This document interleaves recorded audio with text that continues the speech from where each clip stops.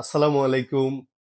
প্রিয় bar council লিখিত পরীক্ষার্থীবৃন্দ, আগামী 22শে আগস্ট আপনাদের বহুল প্রতীক্ষিত বার কাউন্সিল লিখিত পরীক্ষা। এই মুহূর্তে নতুন করে কোনো কিছু পড়ার দরকার নেই। আপনি যা পড়েছেন সেগুলো গুছিয়ে নিন, আত্মবিশ্বাস ধরে রাখুন। পরীক্ষার আগে 7টি সাবজেক্টের মধ্যে একটা ভারসাম্য রাখুন। একটি বিষয় বেশি পড়তে গিয়ে আরেকটি বিষয় বাদ দিবেন না। যে বিষয়ে আপনার দুর্বলতা সেই বিষয়ের গুরুত্বপূর্ণ বিষয়গুলো বারবার দেখে নিন। যে বিষয়ে আপনি ভালো পারেন সেই বিষয়ে একটু ফোকাস বেশি করে দিবেন এবং শেষ মুহূর্তে আপনার মানসিক স্বাস্থ্য এবং শারীরিক স্বাস্থ্য দুটোর প্রতি জোর দিন। আপনি যদি শারীরিকভাবে অসুস্থ হন, মানসিকভাবে ভেঙে পড়েন, তাহলে 4 ঘন্টার পরীক্ষায় আপনার জন্য খুব কঠিন হয়ে পড়বে। মনে রাখবেন, আল্লাহ ভাগ্যে যা লিখেছেন তাই হবে। এখানে আপনার চেষ্টাটাই হচ্ছে সবচেয়ে বড় বিষয়। আপনি আপনার সর্বোচ্চ লেভেল দিয়ে চেষ্টা করবেন। নতুন কোনো কিছু এই মুহূর্তে পড়লে আপনার কাছে মনে হবে যে সবকিছুই গুরুত্বপূর্ণ, এই প্রশ্নটি আসতে পারে, যেটা দেখবেন সেটাই মনে হবে আসতে পারে।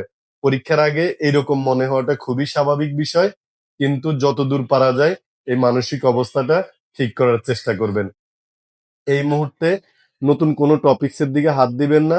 যেগুলো আগে থেকে পড়েছেন সেগুলো বারবার রিভিশন দিন এবং পরীক্ষার আগের রাত পর্যন্ত অবশ্যই রাত 10টা থেকে 11টার মধ্যে ঘুমিয়ে পড়বেন। সবচেয়ে বেটার হচ্ছে আপনি খুব ভোরবেলা উঠেই যে যে ধর্মের আছেন ধর্মের কাজগুলো শেষ করে, ধর্মীয় কাজগুলো শেষ করে আপনি পড়ালেখা শুরু করবেন। তাতে করে আপনার শরীর স্বাস্থ্য সবকিছুই ঠিক থাকবে। আর পরীক্ষার দিনের সবচেয়ে গুরুত্বপূর্ণ বিষয়গুলো খেয়াল রাখবেন। আপনার আগে থেকে কলম এবং আপনার যে পেন্সিল, যদি কারো স্কেল দরকার হয় স্কেল এবং অ্যাডমিট কার্ড, রেজিস্ট্রেশন কার্ড এগুলো আগে থেকেই গুছিয়ে নিবেন। সবচেয়ে বড় বিষয় হচ্ছে আপনি পরীক্ষার হলে যাওয়ার সময় যে জামা কাপড়গুলো পরবেন সেগুলো আগে থেকে গুছিয়ে নিবেন, যাতে অতিরিক্ত টেনশন না হয় এবং পরীক্ষার দিন সকালে পর্যাপ্ত সময় নিয়ে বের হবেন। পরীক্ষার হলে ঢুকার পরে আমি বলবো যে আশেপাশের কারোর সাথে অনেক বেশি কথা বলার দরকার নেই। জাস্ট ফর্মাল হাই হ্যালো করবেন।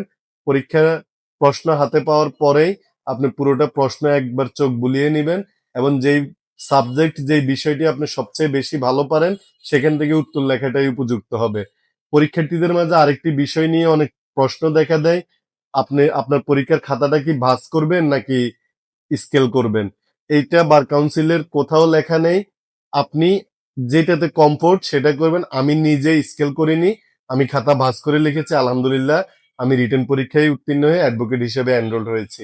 সো আমি আপনাকে বলছি যে ভাঁজ করবেন নাকি আপনি স্কেল করবেন সেটা একান্তই আপনার ব্যক্তিগত বিষয়।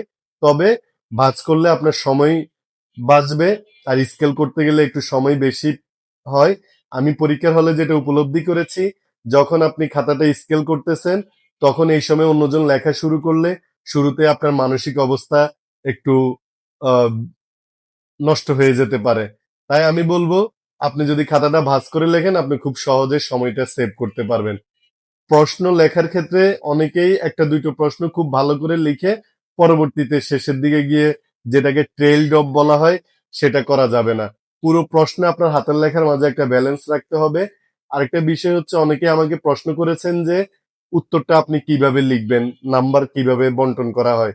একটা কথা মনে রাখবেন, আপনি আইনের শিক্ষার্থী, একজন অ্যাডভোকেট, আগামীর অ্যাডভোকেট হওয়ার জন্য আপনি লিখিত পরীক্ষা দিচ্ছেন। অবশ্যই আপনাকে ল পয়েন্টে লিখতে হবে এবং টপিকটা সঠিকভাবে লিখতে হবে। এখানে আসলে নিজের থেকে তৈরি করে বা বানিয়ে লেখার কোনো সুযোগ নেই। যদি আপনি ল পয়েন্টে উত্তর দেন, সঠিক ধারা সঠিক সাবজেক্টের নামটা ঠিকভাবে উল্লেখ করেন, টপিকটা যদি আপনার ঠিক থাকে, তাহলে ইনশাল্লাহ আপনি 5 নাম্বার খুব সহজেই পাবেন। শুধু 5 নাম্বার না, আপনি 70% নাম্বার পাবেন। আর তার সাথে যদি আপনার হাতের লেখাটা একটি হাতের লেখা একটা বেসিক জিনিস, শেষ মুহূর্তে এটা কেউ চাইলেই পরিবর্তন করতে পারে না। তাহলে সুন্দর লেখা হচ্ছে সেটা যেটা পরীক্ষক খুব ভালোভাবে সহজে পড়তে পারে। আপনার লেখাটা যাতে স্পষ্ট হয়, একটু স্পেস দিয়ে লিখবেন যাতে পরীক্ষকের চোখের আরাম হয়। কারণ একজন পরীক্ষক যদি আপনার লেখাটা খুব সহজে ইজিলি পড়তে পারে, আপনার প্রতি একটা পজিটিভ মাইন্ডসেট তৈরি হবে। তো সেক্ষেত্রে আমি বলবো, আল্লাহর উপরে ভরসা রাখুন, নিজের ভাগ্যের উপরে ভরসা রাখুন। বেশি দুশ্চিন্তা করবেন না। জীবনের থেকে বড় কোনো কিছু হতে পারে না।